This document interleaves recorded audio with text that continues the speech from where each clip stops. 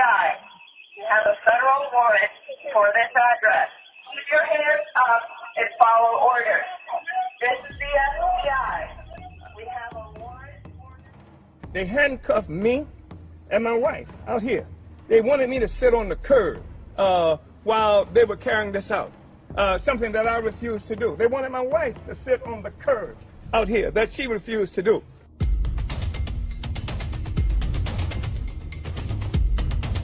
As I was coming out, this big old drone met me.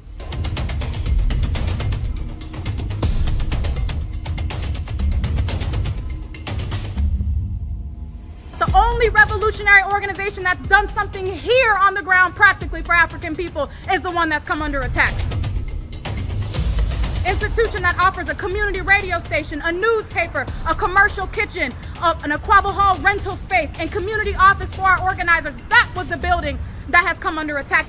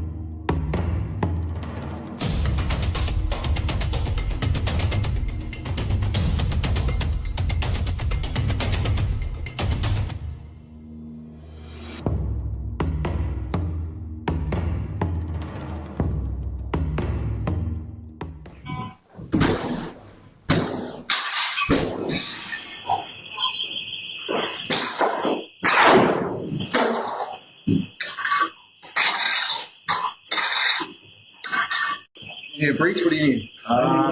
They want. I don't know. Oh, it's all better money. Don't take it.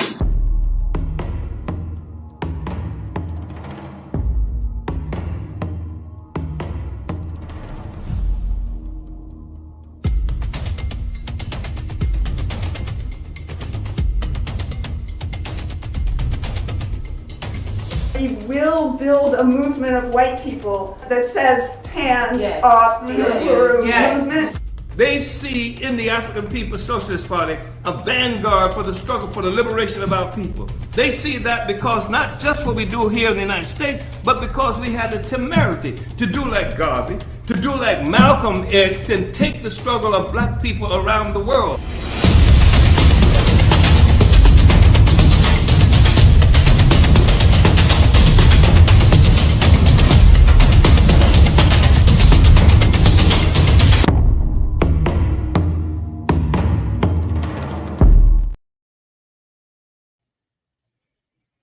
Hello, everyone. Thank you so much for joining.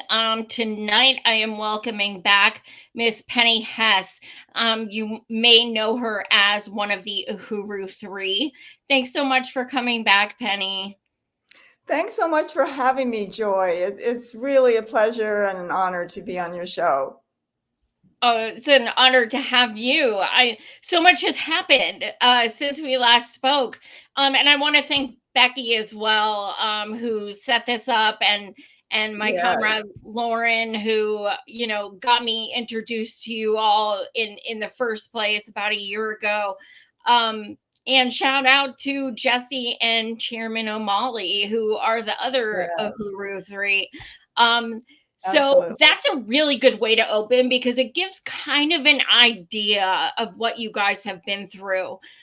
So Penny, I know, because I've looked through comments, I know people are going to say, if this is an African socialist movement, why are two of the three of you white?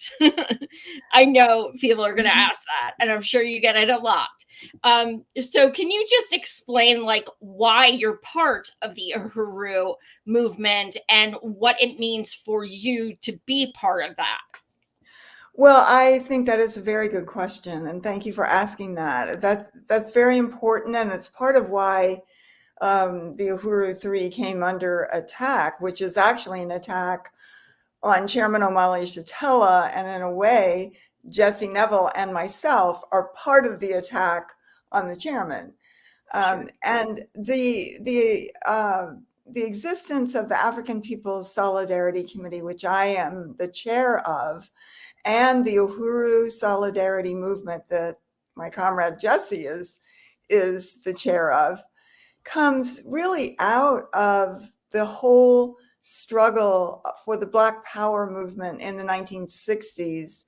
And one of the issues that came out of the Student Nonviolent Coordinating Committee, also known as SNCC, if people are not familiar with that, that was a leading organization of the Black liberation movement in the 1960s, SNCC. You can Google that, and it's very, very well known and very important. And it was sort of the organization that made the transition in the Black movement from the civil rights movement to the Black Power movement of later in the 1960s. The civil rights movement was in the late 1950s and early 60s. So one of the questions that SNCC had written about was what to do about the white people.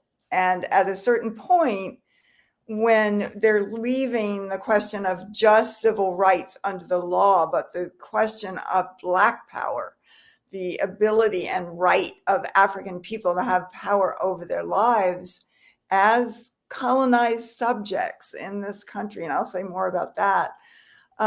They wrote a paper, and it's a famous paper called the Vine City paper. Vine City is I believe a suburb of Atlanta, Georgia, where they were having a meeting, and they said that white people need to be under the leadership of the Black liberation movement. And they wrote that paper. That was in 1966, but nobody really moved on that. But in 1976, Omali Yeshitela, who is and was then the chairman of the African People's Socialist Party that is fighting for political and economic power for African people, meaning Black people, wherever they have been forcibly dispersed around the world and in Africa, are one people. That's what he's saying, that we're kidnapped and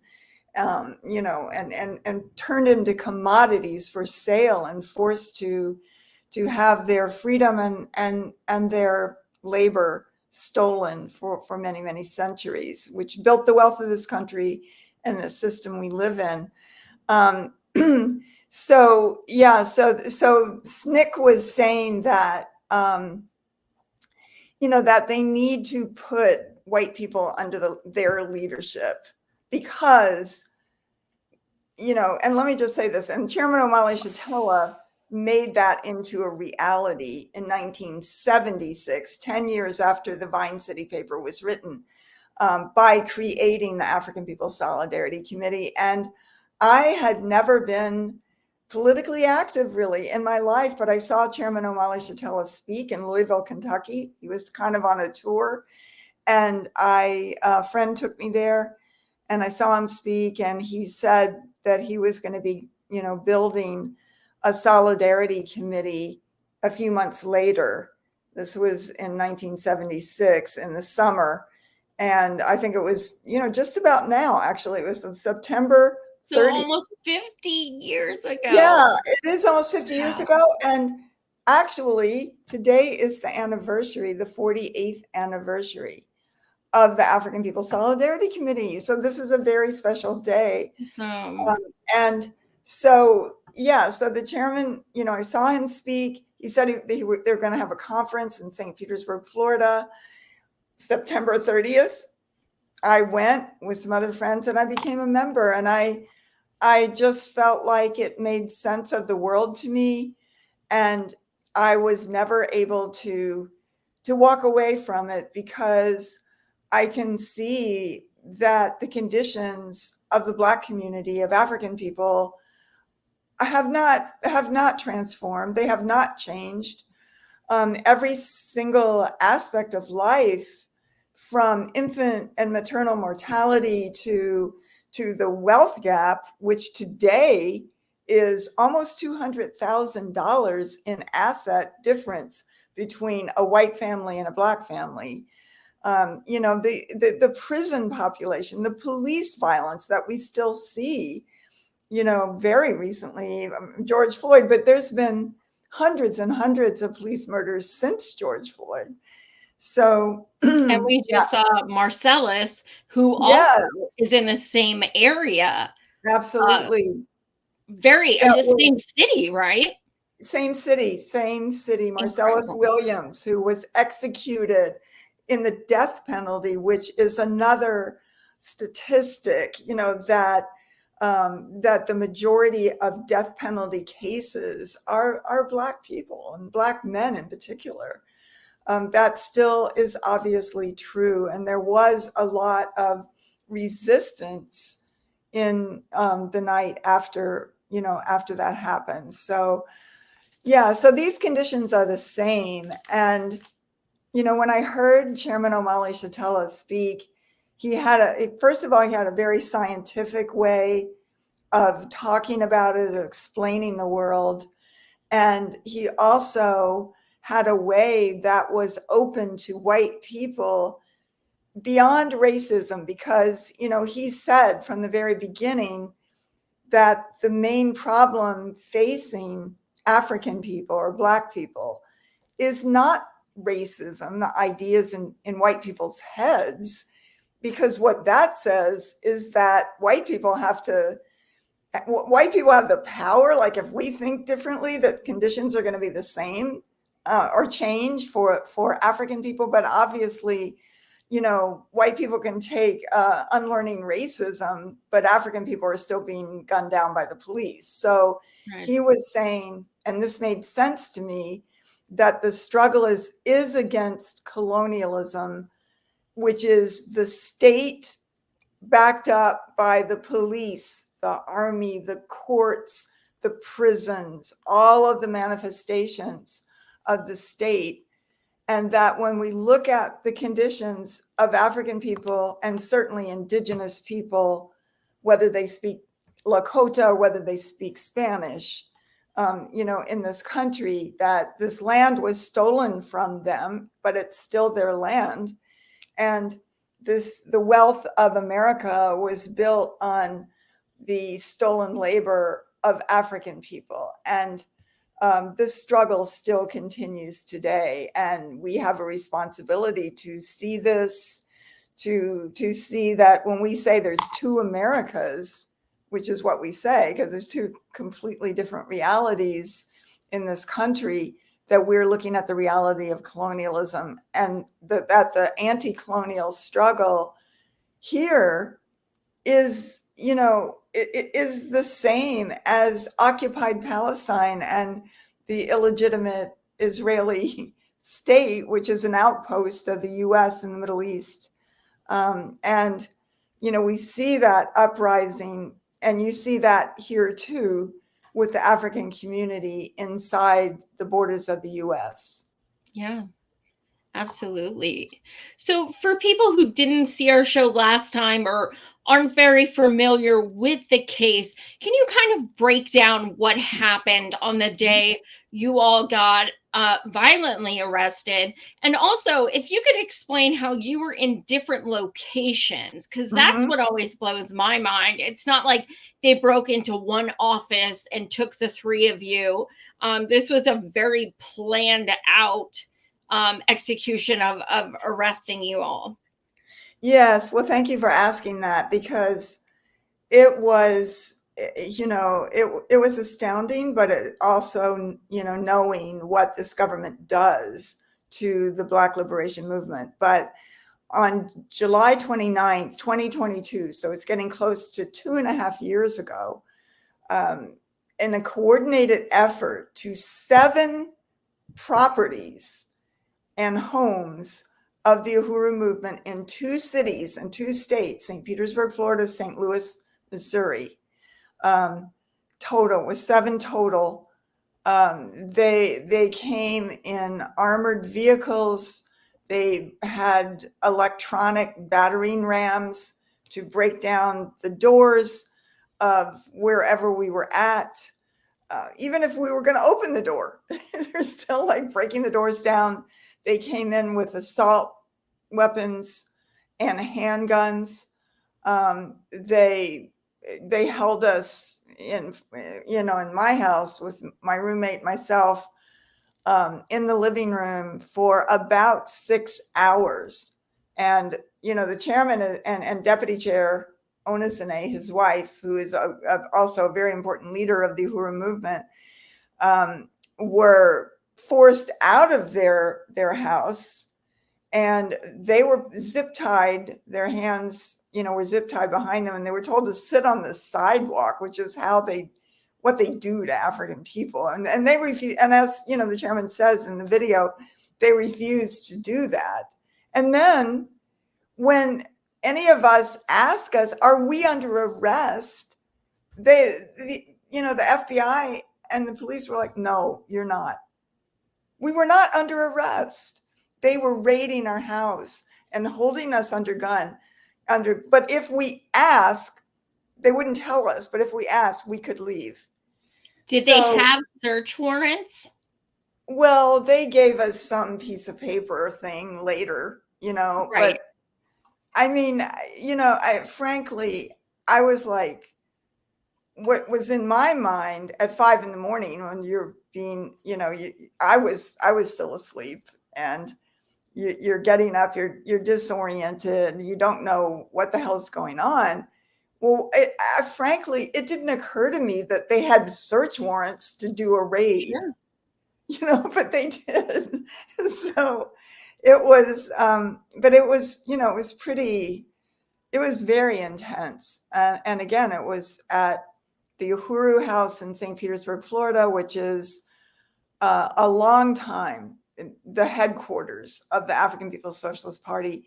It was at the Solidarity Center, where we have a center in South St. Louis on Gravois Avenue. And then the rest of them, rest of the places that were raided were private homes of members of Chairman Omali Shatella, Akile Anai, Jesse Neville, and his partner, and my house, where another comrade lives here as well, Kitty Riley. So it's it was pretty, it's pretty intense. So then it took them 9 months or more following those raids to maybe about May or April of 2023 that for us to get an indictment. Like, so here this happened, and we didn't know. So what's gonna, what's gonna happen? So finally, did you think they kind of just dropped it at that point? Well, I kind of thought they didn't, but it was just very, I think that one of the ways that we sum it up is that, let me just say this, that the indictment is only for our speech. Only for speech that our lawyers and our own investigation show is completely covered, supposedly, by the First Amendment. There was no violence, no fraud, no theft, no drugs, no sex party. I mean, it wasn't anything like that. This was for speaking out, and giving out information basically about the conditions of colonialism, the conditions of that African people face here inside the US and around the world. And that's all. That's what we do every day. That's what we do. We talk about that. We give workshops, we give events, we have marches, and the African People's Socialist Party builds programs for, economic development, economic and political programs that benefit or are, run by the African working class, including, the radio station in Florida, which is low power FM, but you can really hear it all over the city. It's actually a great, amazing station. They have a newspaper, the Burning Sphere newspaper. And then they have built, like here in St. Louis, an amazing program called the Black Power Blueprint, which has a basketball court for the community that was, that we helped raise resources for from the white community as a stand of reparations. They built a beautiful, beautiful community garden. They have beautiful murals. They built, like political murals in the north side of St. Louis in the African community. And now they are working on trying to open a fabulous cafe that is very needed because it's a food desert or food apartheid in that neighborhood.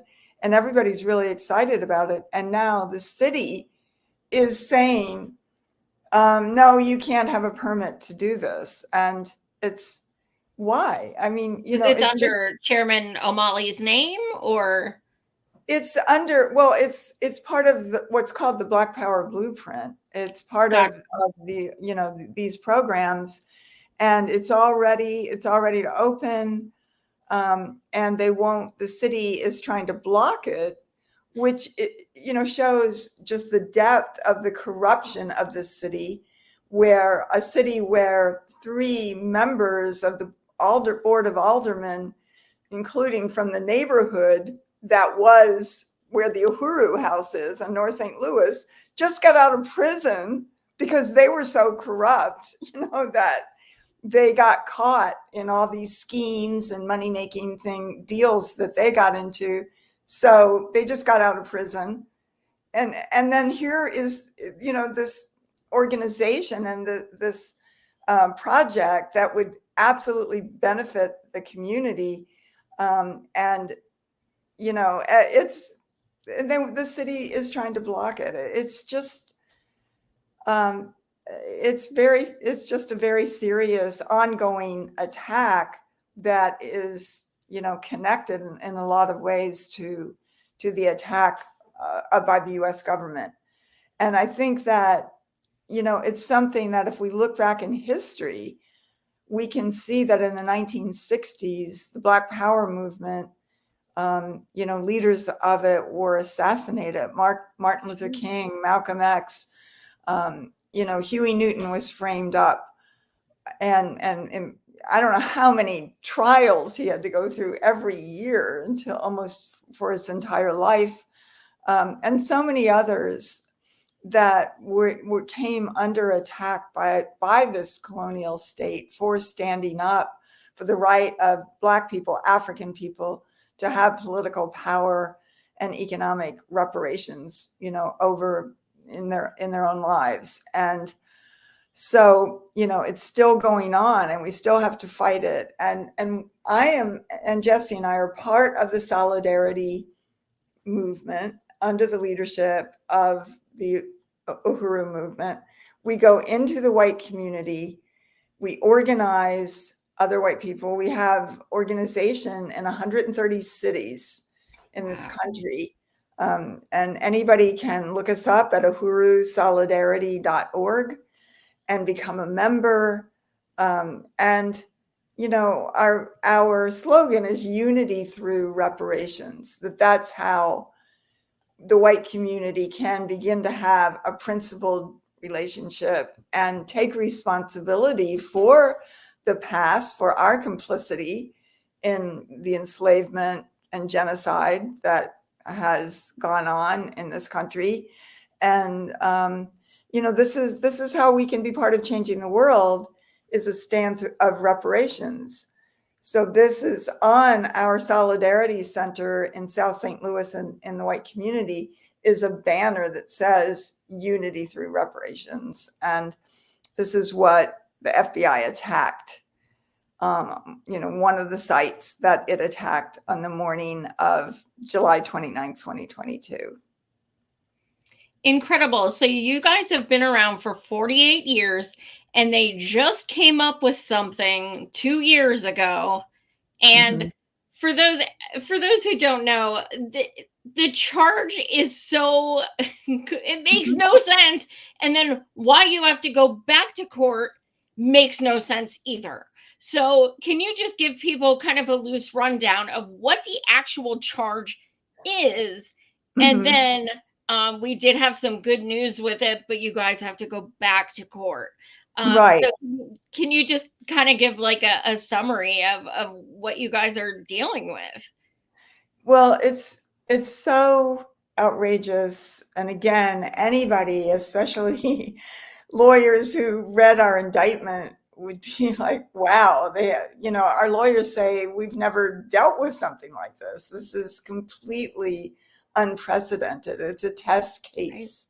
And it's a case that if they win, that the whole experience of freedom of speech and the First Amendment will be gone, as we know it will be gone. And just to say what we were originally in our indictment, we were charged with violation of 18 US Code 951, which is a charge that is similar to, but not exactly the same as FARA. With FARA is the Foreign Agent Registration Act. So what they're saying, it basically says something very similar, that we were under the, I don't know, let's see who, let me read it to you. Whoever other than a diplomatic or consular officer or attaché acts in the United States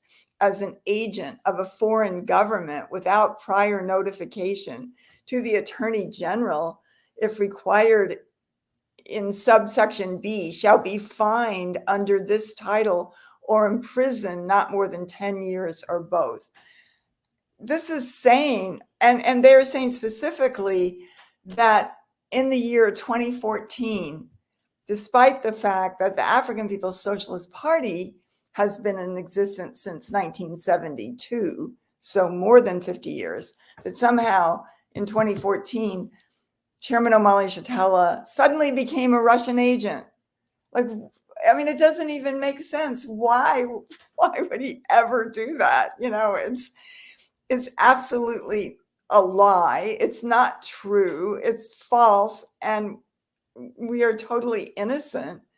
And it's absurd.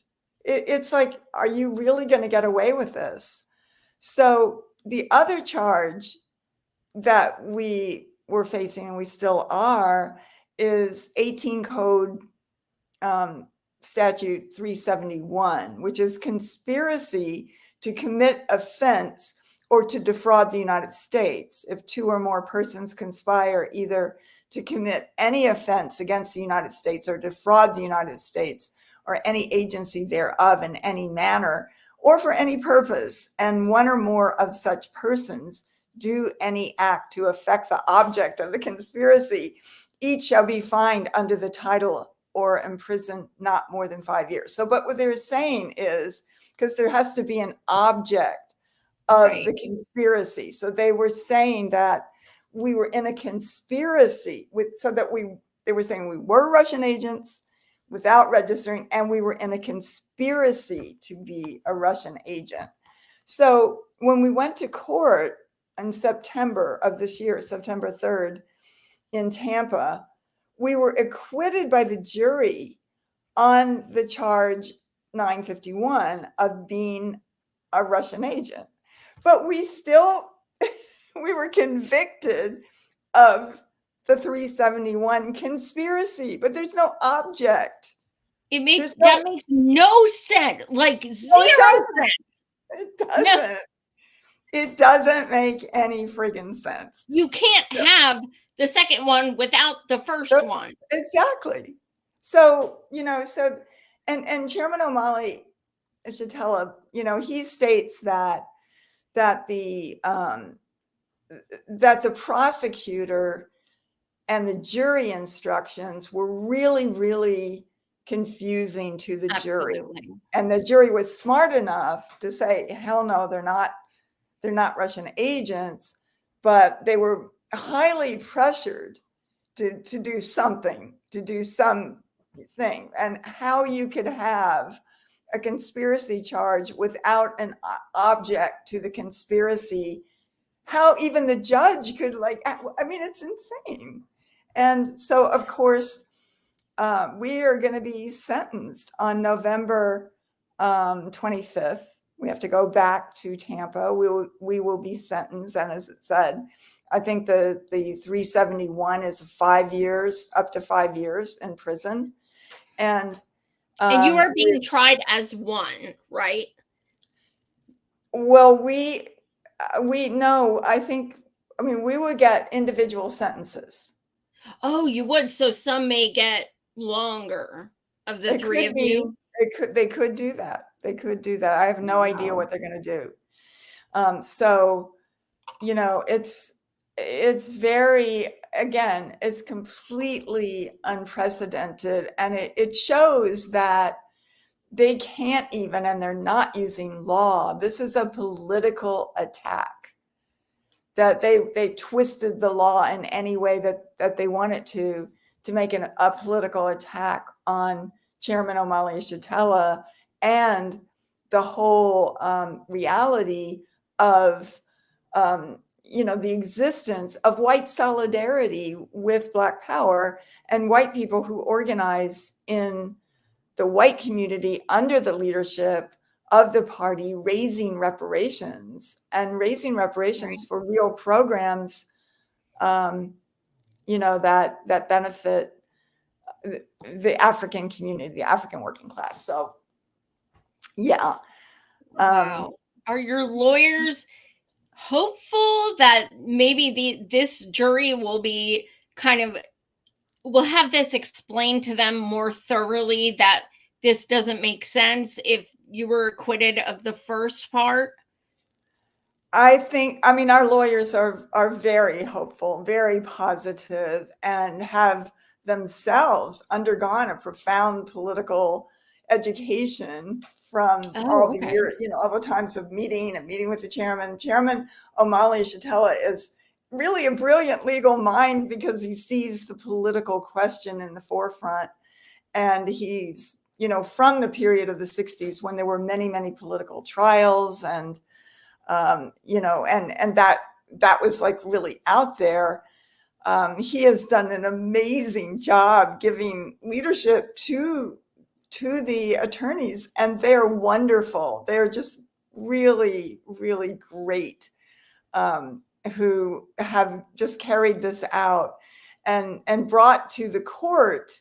They were able to, in the trial, able to play videos of the chairman speaking and really lay out, different documents of what the African People's Socialist Party really stands for, which is justice and liberation and reparations and, just righting this historical wrong and gaining political and economic power in the in the hands of the, of the African community. So our attorneys are amazing. We will have the sentencing. We're fighting that, and I want to let people know about a campaign we're taking on of letters to the judge, and really, really call on anybody listening to write a letter. Each one of us has to be individually, and they can find out more about that on our website called handsoffuhuru.org, handsoffuhuru.org. And it's a campaign called Write for Justice, WRITE, for justice. And it And I tells also you. just want to give people a heads up that there are specific instructions. It's not Mhm. something we're sending that say they're innocent. This is against freedom of speech. Like, we're not doing that. It's a very Right. specific thing. We're writing about their character as Mhm. people and how they do not deserve to be imprisoned. Because it's my understanding, correct me if I'm wrong, that you guys are kind of trying to stay away from the political aspect and more focus on, the humanity of the three of you as people. Well, this is something that actually our lawyers did suggest, and it's something they do in a lot of different cases before sentencing. Yes. And basically, yeah, it's not asking people to comment. It's on the validity of of the charges or anything like that, or the verdicts right now. But for this particular case, these letters will go to the judge, and they are just about saying, I know this person to be very involved and committed to the community work that they do. They inspire me. This kind of thing, that I've observed them over time. And even if people don't know us personally, then, many people know us, and certainly the chairman, through YouTube and Sure. the internet and all that kind of thing. And people, so like you said, there are instructions. It's not hard in any way. It's just saying, don't comment on the verdict. Just say that this is a good person.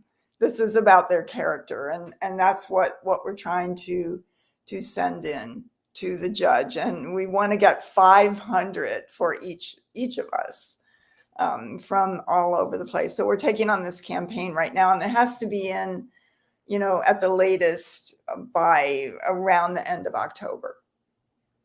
And you So, said the hearing is November 5th? no, the sentencing hearing is November 25th. But 25th. Okay. but they need the letters to be in, early. They go to, Sure. it tells you where to send them. Don't send them to the judge, send them to the individual attorney's offices, and they will, they'll go through them and get them all together and submit them to the judge. And it So, is better to type them or handwrite? I asked that question of the judge, of our attorney, Angela, and she said that it's fine to handwrite it and just take a picture of it with your phone. You can Right. handwrite it, or if you're doing it yourself, actually, there's a place on Hands Off Uhuru that you can submit it in a form, and that's the best thing to do. But if you happen to be, say, like with some friends, or you're hanging out, and like, well, let's all write a letter, and people happen to handwrite it, you can take a picture of it and send it to the address, the email of the attorneys that's on the website. So yeah, you can do that, but it's best if you do type it and send it in through that form. That makes it easier for our lawyers. So. Yeah. Awesome. Well, I also want to, are you nervous about facing prison time? Well, I think, first of all, I just want to look to Chairman O'Malley Shatella, who has been in prison only for political things in the past. He ripped down a horribly racist colonialist mural that hung from the city hall, on the walls of the city hall of St. Petersburg, Florida. Just a hideous thing. And you can Google that and see it, and see a picture of it. And he was sentenced to 5 years in prison for that. That was back in the 60s. And I think that he actually served maybe 2 or 2.5 years for that. But I just look to his courage. And of course, nobody wants to go to prison. But Right. I just, we have to have the courage of our convictions. And I think that that this whole struggle has enabled many, many people, many more people to learn about the Uhuru movement and the struggle, of African people, and the whole question of the solidarity movement and the reparations issue than happened before. And that's the irony of it, that in a way they, that we're going through this, but on the other hand, they've opened this up to Sure. to many, many, many more people, and just wonderful, wonderful other relationships that have built, and other organizations that have come forward to stand with, with the Uhuru movement, and really from across the political spectrum, and it's powerful, it's wonderful. And so, Yeah, of course. I don't want to go to prison. Either I don't want to see Chairman O'Malley Chattel go to prison. I don't want Comrade Jesse to go to prison. No. But Right. we have to fight for the political principle that that we're not going to, just bury that or ignore it. That we have to fight for the principle that African people have a right to struggle for their freedom, that they have what the chairman calls anti-colonial free speech rights, and that just like the struggle of the Palestinian people, they have the right to fight for their freedom, and I want to fight for the right of African people to fight for their right to be free. I want my right to stand in solidarity with that. And, I'm willing to make this fight. I look to like I said, the courage of Chairman Omali Shatella. He's 83 years old, and, he would never back down on this struggle. He's doing the right thing. And, regardless of the political price. And I can only say that, what an amazing, example of human integrity and, Mhm. what it means to really be in the struggle, not just when it feels good, but to just take it all the way against the state. So yes. Absolutely. That's why, one of the reasons you guys are so dangerous, quote unquote, is because you get so many other people involved and you teach them what they don't want people to know. You Mhm. teach them that we're being oppressed by these, FBI and the cops, and all of this is about racism. And you wake people up to this. And that Mhm. movement is terrifying to them. Mhm. And especially when you bring in white people into the fold who are now saying, wait, we're with them. We're sticking up for them. Absolutely. We have solidarity with them. What's happening is not okay. So now that's even more threatening. So, yeah, Mhm. you guys are incredible and you're so inspiring. I wanted to talk to you about, I know Dr. Jill Stein came out to Mhm. Florida to support you at your hearing, at the trial. And I know Mhm. she's done a town hall in Missouri as well with you. Mhm. Mhm. And That's I'm, right. what's that? No, I'm saying that's right. Yes, she did. Yeah. So I'm wondering, is she, has the Uhuru 3 endorsed her, or is it a friendship? I believe that, and you know what? I have to check. I thought that we did endorse her, but hmm, but definitely a friendship, and um, I will find out because I just want to say this, that we very, very much appreciate her.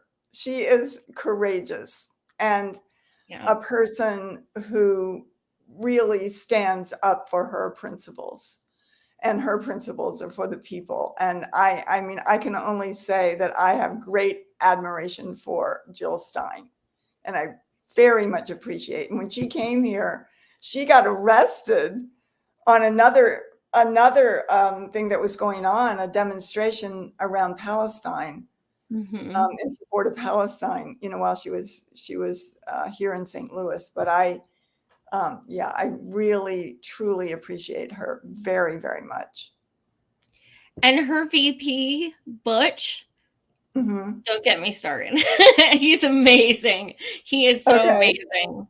And I mean, what a power couple. I encourage everyone to vote for them. I helped organize a rally yesterday, Hands Off Lebanon, and Oh, good, good. yes, people who were speaking, including a woman who survived the Nakba and went to Wow. Lebanon for safety. she pretty much turned her speech into a Jill Stein rally Oh, and wow. said, no, you know what? If you stand with us, if you are against this genocide, I ask you to vote for Jill Stein. So it was so powerful. It was incredible. And I think Great. people are waking up that Yeah. we have to vote our principles. And Jill does support reparations as well. Yes, she does. Absolutely. That is on the Green Party, endorsement, or the things that they stand for. Definitely their principles Right. are include reparations to the Black community. And that's really powerful. And I really, and also members of the Green Party here, Green Party Missouri, are just, Don Fitz, Angelica Mueller. They're just wonderful, wonderful comrades. We really appreciate them as well. That's amazing. We did have, kind of maybe 2 months ago, Assange got out, which was Mhm. incredibly surprising, but amazing. What was your response when you saw that as someone who is potentially, looking at being a political prisoner of sorts? Well, I think that is a very important victory that Assange got out, number one. And number two, I want to say that members of the Assange committee and Frank Lawrence from Chicago uh, are just really wonderful parts, members of Hands Off Uhuru. And there are, I think, different committees of the Assange movement who have been writing letters in support of the Uhuru 3 as well. And we really, I mean, that's just a very, very important relationship. And I do agree that it is a powerful victory of the people that Julian Assange is out. So So yeah, we much have is to, interconnected. It yeah. really is. And anyone who's watching, one of the things that I implore you to write a letter for is this really is about freedom of speech. This Mhm. is about, this is going to set a precedent. Yes, it If, is. if they come down on you, Jesse, and Chairman O'Malley, it will literally turn into, they can accuse us of anything they want Yeah. without tangibles, without receipts, nothing. And you can be sentenced, and you no longer have the right to say anything you want because you are facing ramifications that are Mhm. completely unjust. That So is this is, exactly it. it's That is it's exactly so right. important.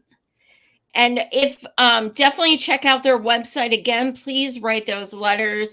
I also, before we leave, I want to talk to you about Palestine and how that is also interconnected with Uhuru and the movement we're seeing behind Palestine right now. Absolutely. I mean, I think, well, first of all, and we see, oh my God, every single day what Israel is doing. The US backed, pit bull in the Middle East and Yeah, in Lebanon and these bombings. And it's just, it's so outrageous. And it seems that, the whole world is just like standing by and watching. And yeah, this is connected because if African people and indigenous people had power over their lives here and this colonial system were overturned, there wouldn't be a United States to be, backing and putting all these billions of dollars into the IDF or the Israeli army or whatever such a good point. to Yeah, do that. It is connected. And I can look back to my history of joining, many, many years ago under the leadership of the African People's Socialist Party. And certainly the Palestinian issue was then. I mean, there was, sure. look back all the years, it was a, always an issue. And I remember an event in the 1980s in San Francisco. We were out in Oakland, and this event was in San Francisco. I think it was at maybe San Francisco State University. And it was an event, in a huge hall with many balconies of Arab people from around the state of California, all over the state. There were really hundreds and hundreds of people there. And it was in support of Palestine. It was probably, it might have been around the time of Shabra and Shatila. I don't remember exactly what prompted it. And Chairman Omali Shatila got to speak, and he gave a statement of unity from, the African people with the Palestinian people. And the crowd just started clapping and stomping their feet. And he couldn't even finish and chanting, "The people united will never be defeated." And it was so powerful. It was just give me so, goosebumps. Wow. Yes. So, it's just that's who Chairman Omali should tell it. That's what he represents, just unity with all people who are struggling, from Vietnam and Venezuela and Nicaragua, just all over the world where oppressed people are struggling. Chairman Omali Shatila is there. And this is why, he went to Russia, because he would go anywhere to win support and solidarity. And he's Right. been to Northern Ireland, and he's been all over Europe, and he's been in Africa, and, any place, and the Caribbean and Jamaica, and, just every place that he's spoken. This is what he does. He wants to win the world. And I've seen where Palestinian people and others are the indigenous people and the Mexican people just really uphold him as their leadership as well. And it's a very deep relationship with Unión del Barrio, the Mexican organization based in California and Texas, et cetera. And I just wanted to say one more thing, Joy, before I get off, that one of the very important struggles that is that everybody, we cannot forget about, that Leonard Peltier and the Leonard Peltier Ad Hoc Committee is very close and a very important member of Hands Off Uhuru. And Leonard Peltier is an indigenous man who has been in prison as a political prisoner for 50 years, since 1974, whatever it is. And he is still in prison today. And he, he's got to be out. He's got to be released. And we have to continue to fight for Leonard Peltier. And we cannot forget that this land belongs to the indigenous people, and freedom for Leonard Peltier means, one step towards freedom and liberation for all indigenous people throughout this whole hemisphere. So I just absolutely. And if you can send, give the, or ask Becky, please, to give your comrade who works with Leonard Peltier and helping him out, if you could give them my email, I will have them on the show in a heartbeat. Yes, Jennifer Jones she's a lead attorney, one of the attorneys for Leonard, and is kind of heads up their Leonard Peltier Ad Hoc Committee. So yeah, it would be great if you interviewed her. Absolutely. It would be very, very important to do that. So I will definitely send her your address, and I can give you their email as well. So awesome. Well, thank you again so much for joining. You guys, again, I'm going to ask you, please go to the website, fill out a letter for each of the three of them, 500 per each one of them. And we only have a month to do it. It sounds like a long time. It's not. No, we got to really push for this. It's going to help them. And we need to make sure they do not serve a single day for doing something that is in no way illegal or immoral. That's right. Also, I do want to tell you guys, tomorrow night, you guys may know I've interviewed my dear friend Temujin Kensu from prison about 6 times.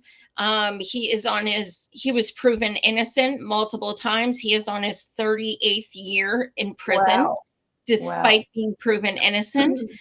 Tomorrow night at 9, I have the host of 1 Minute Remaining coming on, Jack Lawrence, at 9 p.m. Eastern. That true crime podcast has over 2 million downloads.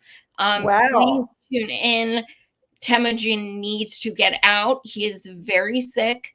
They are depriving him of his chemo, his medicine, everything like that. And it is not a good situation. So please watch my episodes with Temujin from prison. I just had him on again last week.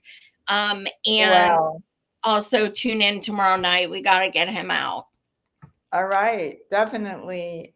We'll definitely get the word out on that. Do you have a promo for that or anything that you could email me? Yes, absolutely, absolutely. And Yeah, I'll send it out. you will not even believe his case. Like it's so bad that they actually suggested time travel for him to be able to commit a shooting. Yeah, I mean but it's so typical, Joy. I And know. it's every case is a nightmare. And this is what they do, to African and oppressed communities. This is what they do. This is what the state does.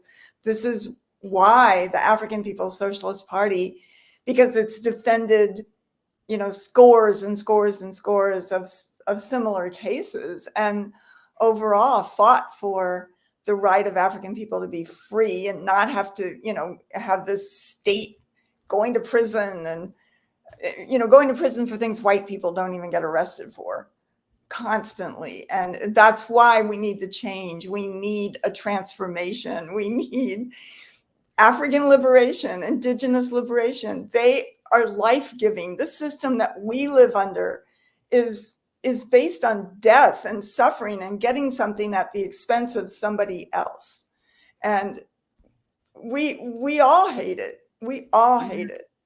And I don't want to be in this position to be, a colonizer in this system that means I only get to do something because somebody else suffers. And Right. I don't want to hear about, I don't want to live in a world where there is a Temujin and where there is Leonard Peltier and there is a Mumia Abu Jamal and there is a Chairman Omali Yeshitela who's trying to fight it. I want to live in a world of peace and where all human beings have dignity and love and the ability to have a society that forwards, that's life-giving and forwards a positive ability to, for people to be happy and live in peace and not war and not all of this suffering. It's got to go. We can't sit by and let it, and let this world to just go by and we live our own lives as if it didn't exist. We can't do that.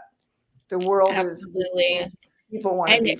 People like you, Jesse, and Chairman O'Malley are part of the reason why we are getting that much closer to that. That's right. Thank you for saying that. Thank you so much for joining, Penny.